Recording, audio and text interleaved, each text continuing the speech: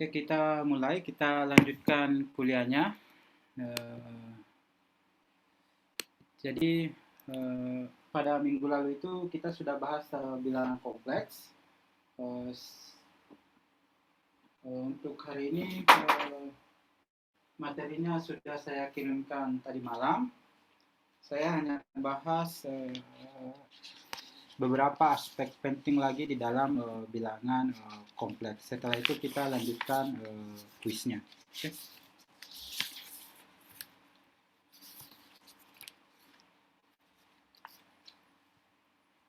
Baik, saya share screen dulu. Kita mungkin kuliah sampai jam 8 saja. Iya.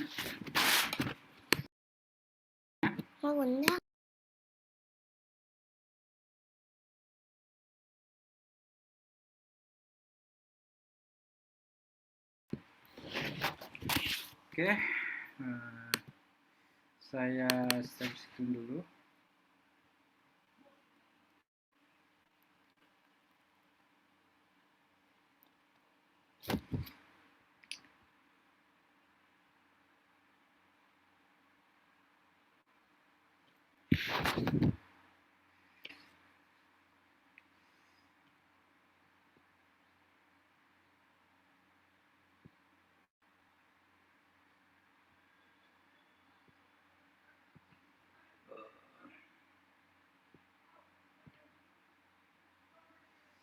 Baik, yang akan kita bahas pertama tentang lanjutan dari bilangan kompleks.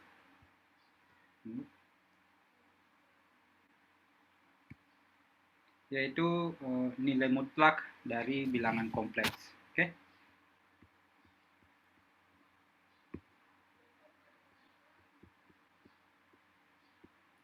Nah, bilangan kompleks mempunyai bilangan mutlak yaitu Z sama dengan R. Ini kemarin kita sudah tahu ini sama dengan X pangkat 2 ditambah Y pangkat 2. Di mana X itu adalah bagian realnya dan Y itu bagian imajinernya. Oke. Jadi apa ini bisa diperoleh Z kalau Z sama dengan X ditambah Y. Kemudian Z conjugate, ini bintang, Z conjugate, kemarin X dikurang Y. Jadi diambil minusnya yang ini. Sehingga kalau kita kalikan Z dikali Z conjugate, ini X ditambah Y, X dikurang Y. Ini sama dengan X pangkat 2 dikurang I pangkat 2 Y pangkat 2. I pangkat 2 ini sama dengan minus 1, sehingga ini sama dengan X pangkat 2 ditambah Y pangkat 2. Oke. Sorry.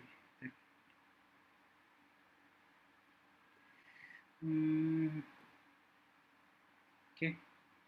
Coba perhatikan yang bagian ini sama dengan yang ada di sini. Sehingga ini bilangan nilai mutlaknya bisa kita tulis sama dengan Z dikali Z komplit conjugate. Oke, bisa ditulis seperti itu. Sebagai contoh, di catatan kuliahnya tadi malam yang saya kirim itu, ini ada contohnya di situ Z.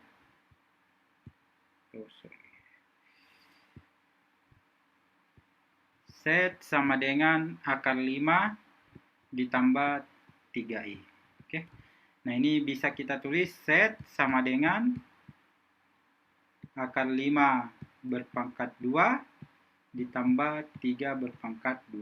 Ini sama dengan akar 5 tambah 9 sama dengan akar 16 sama dengan 4. Oke, jadi nilai mutlaknya adalah 4.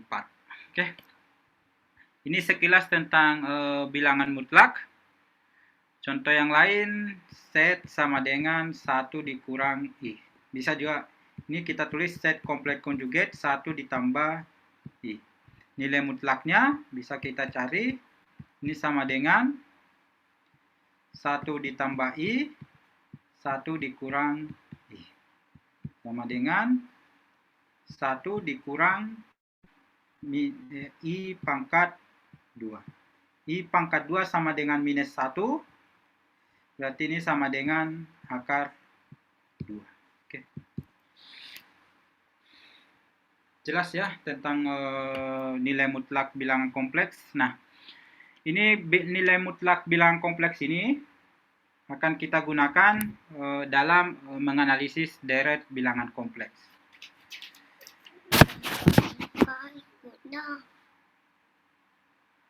Tunggu dulu di situ. Nih. Deret bilangan kompleks.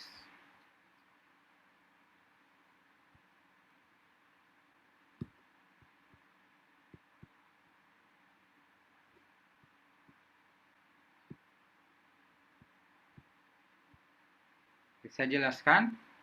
Ini misal kita punya deret 1 ditambah I per 2 ditambah 1 ditambah I per 3 per 4 ditambah pangkat 2 ditambah 1 ditambah I pangkat 3 per 8 dan seterusnya.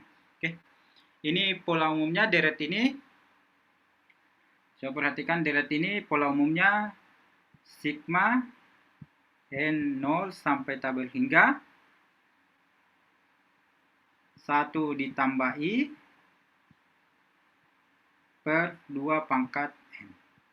Oke. Ini pola umumnya. Caranya lihat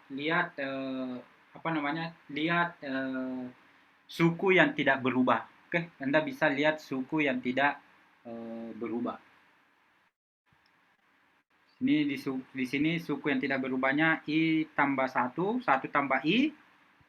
Oke, 1 tambah I. Nah, di sini pangkat 1, 2, 3. Di sini pangkat 0. Oke. Ini 2 pangkat 2, ini 2 pangkat 3. Berarti di sini adalah 2 pangkat N. Di atasnya pembilangnya 1 ditambah I pangkat N. Oke. Itu kemampuan melihat pola seperti itu. Oke. Nah, kita gunakan uji rasio untuk konvergensi deret ini. Kita gunakan uji rasio.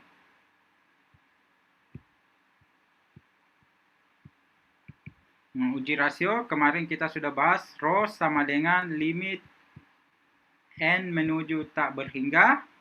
Nah, ini nilai mutlak AN tambah 1 dibagi dengan AN. Oke. Ingat di sini adalah bilangan nilai mutlak. Oke, ini nilai mutlak. Sama dengan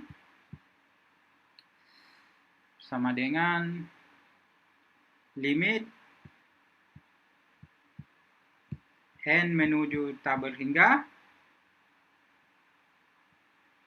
1 ditambah I pangkat N tambah 1, 2N tambah 1 dibahagi dengan 1 ditambah I berpangkat N per 2 pangkat N. Ini hasilnya limit N menuju tak berhingga, 2 pangkat N-nya habis, ini habis. Oke. Yang berpangkat N-nya habis, tinggal 1 ditambah I per 2. Oke. Ini nilai limitnya sama dengan 1 ditambah I per 2. Ingat, ini bilangan mutlak. Nilai mutlaknya ini sama dengan akar 2. Oke. Akar 2 per 2. Nah, karena akar 2 per 2 ini lebih kecil daripada 1, ini rho lebih kecil daripada 1, maka deret ini bersifat konvergen.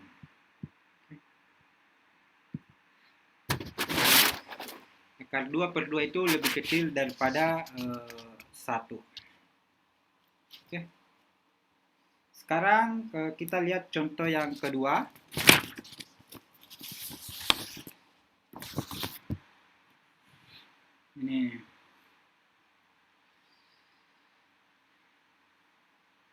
yang kedua, 1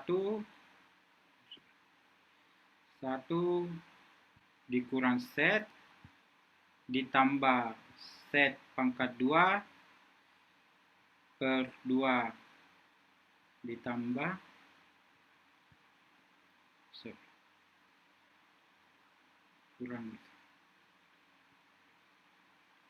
kurang set pangkat 3 per 3 faktorial dan set 4 per 4 faktorial dan seterusnya. Oke. Nah, ini pola umumnya adalah set pangkat n per n faktorial. Oke.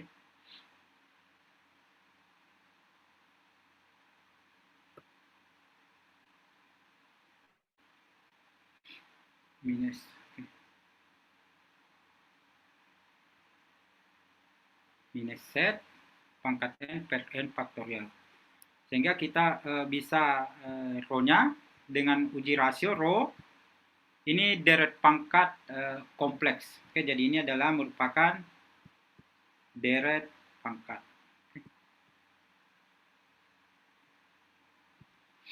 Tapi dia bilangan kompleks. Nah, kita uji rasio. Ini limit n menuju tak berhingga. n plus 1 berarti set n plus 1 dibagi dengan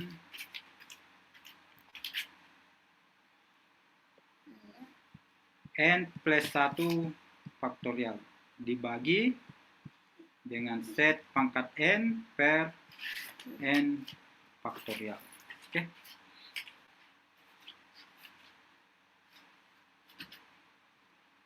Sorry, di sini per n.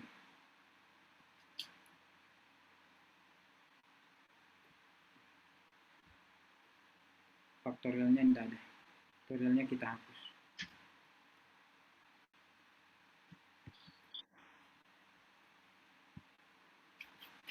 Ini sama dengan limit n menuju tak berhingga set dikali n plus 1. Oke. Ini nilainya sama dengan kalau n-nya dimasukkan tak berhingga,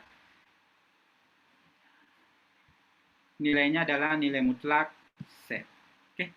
Jadi nilai ini, deret ini konvergen. Coba perhatikan, deret ini konvergen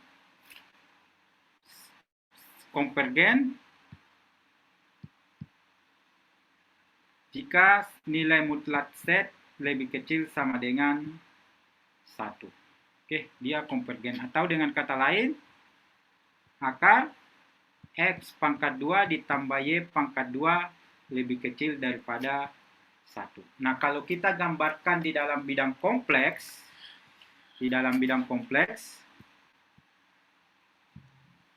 nah di sini setnya di sini 1. Nah, dia berada dalam seperti ini. Jadi dia berpusat di 0 dengan jari-jari di sini set ini nilai mutlak set itu adalah R. Ini R sama dengan 1. Jadi deret itu, coba perhatikan, deret itu konvergen di dalam daerah ini. Oke. Jadi di dalam daerah ini deret bersifat konvergen. Makanya ini biasa disebut dengan diskonvergensi. Oke. Atau cakram konvergensi. Ada dua.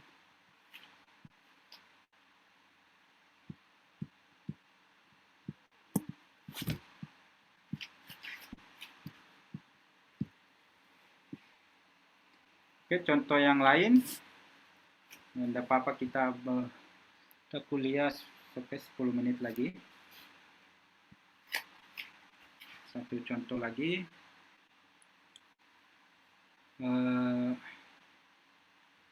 Contoh yang kedua, bagian B saya tidak usah jelaskan di catatan kuliahnya.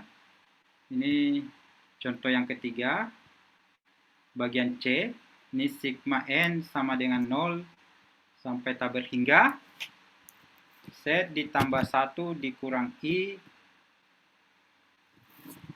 berpangkat N per 3N N pangkat 2. Oke. Seperti itu ya di catatan kuliahnya. Nah, kita sama gunakan uji rasio. Rho sama dengan limit N menuju tak berhingga. AN plus 1 berarti Z ditambah 1 dikurang I berpangkat N plus 1 dibagi dengan 3 pangkat N plus 1 N tambah 1 berpangkat 2 dibagi Z tambah 1 dikurang 1 I dibagi dengan 3 pangkat N pangkat 2. Ini nilainya sama dengan limit N menuju tak berhingga Z ditambah 1 dikurang I per 3. Oke. Ini sama dengan N pangkat 2 N tambah 1 berpangkat 2. Oke. Ini kalau disubstitusikan untuk N menuju tak berhingga, suku ini sama dengan 1. Oke. Sehingga kita punya rho-nya sama dengan Z ditambah 1 dikurang I per 3. Oke. Nah, yang ini harus lebih kecil dari 1. Oke.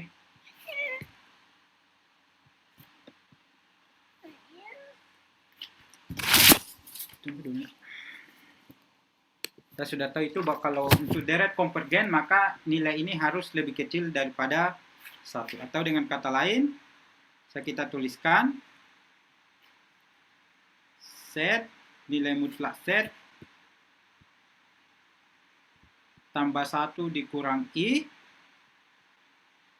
per 3 lebih kecil daripada 1. Atau Z ditambah 1 dikurang I lebih kecil daripada 3. Ini bisa kita tuliskan Z, ini bisa kita tulis seperti ini, Z dikurang, nah ini kurang di sini, kita ubah kurang di sini jadi minus 1 ditambah I. Sama saja, oke. Cuma di situ kurang lebih kecil daripada 3. Nah, ini rentang konvergensi deretnya. Nah, coba perhatikan yang ini adalah pusatnya. Kemudian yang ini jari-jari disk konvergensinya. Okay.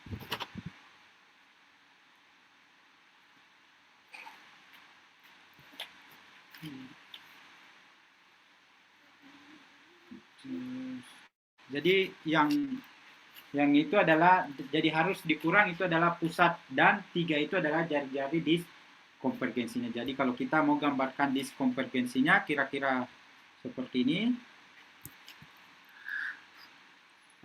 Pusatnya di minus 1, berarti di sini minus 1 dan 1, berarti berpusat di sini. Kemudian jari-jarinya 3. Oke, berarti 1, 2, 1, 2, 3. Berarti di sini 1, 2, 3, berarti di sini. Oke. Nah, deret ini bersifat konvergen di dalam ini. Oke. Ini kita sebut dengan disk konvergensinya kalau digambarkan. Oke. Ada pertanyaan sampai di sini?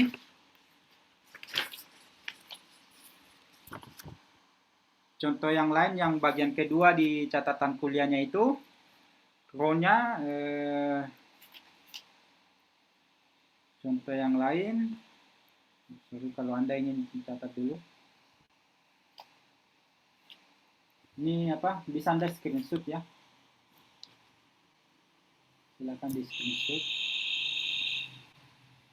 Kemudian contoh yang lain, satu lagi sebelum Anda kuis.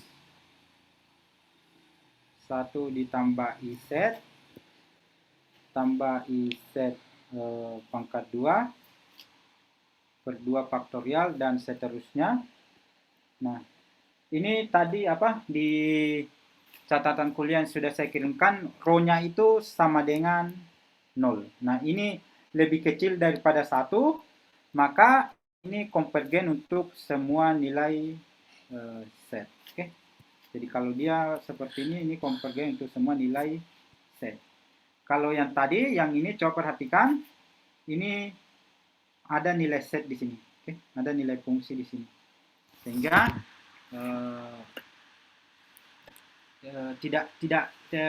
deret itu tidak bersifat konvergen di semua nilai set. Oke, tidak konvergen di semua nilai set. Kalau yang tadi row-nya sama dengan 0 berarti konvergen di semua nilai set.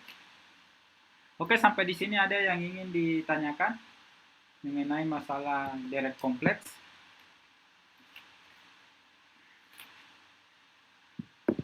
Yang terakhir di catatan kuliahnya itu halaman terakhir ini hanya apa? Yang halaman 3 yang ini hubungan antara fungsi eksponensial dengan fungsi trigonometri. Saya kira apa? Ini juga penting untuk Anda ketahui. Jadi di sana ada penurunannya bahwa cos theta itu dalam bilangan kompleks.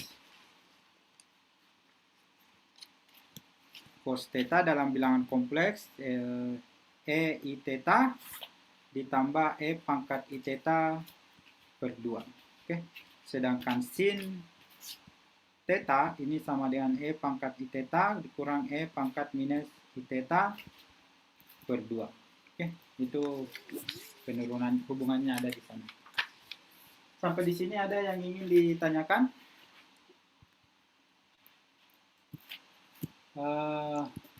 Kalau tidak ada yang ingin ditanyakan, saya absen dulu. Sambil saya absen, soal kuisnya sudah ada di classroomnya. Anda kumpulkan jam 10. Kecuali kalau Arif ini memang masih berada di tempat kerjanya, saya maklumi lah.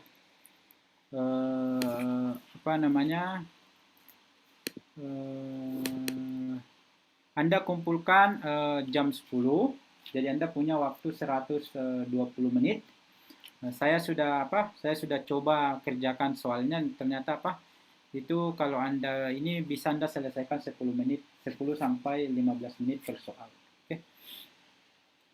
Anda silakan download, tapi classroomnya itu saya buka 10.30 sampai 10.30 supaya Anda punya waktu untuk scan kemudian upload ke classroomnya.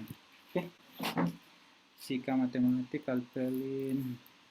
Siapa nih? Jessi Meika. Hadir, Pak. Arif Rahman, Nur, Miftahul Jannah, hadir. Hadir, Pak. Nur, Margareta, Putri. Hadir, Pak. Habel Sapu, ada ya. Rimbun, Putri, Siti Fatima, tidak ada. Izin, Pak.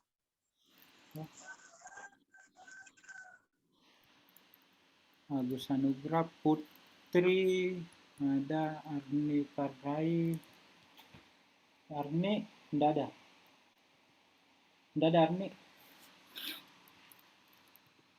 Hadir, Pak. Ada Arni. Oh, ada, sorry. Oke, baik. Silakan download kuisnya, soal kuisnya di classroomnya. dan mulai dikerjakan. Oke. Soal kuisnya sudah ada di Classroom. Sekali lagi dilarang keras kerjasama. Oke. Nanti setelah kuis mungkin besok atau lusa saya kirimkan solusinya. Oke, setelah semua mengerjakan kuisnya. Oke, kalau tidak ada saya akhiri. Assalamualaikum warahmatullahi wabarakatuh. Waalaikumsalam.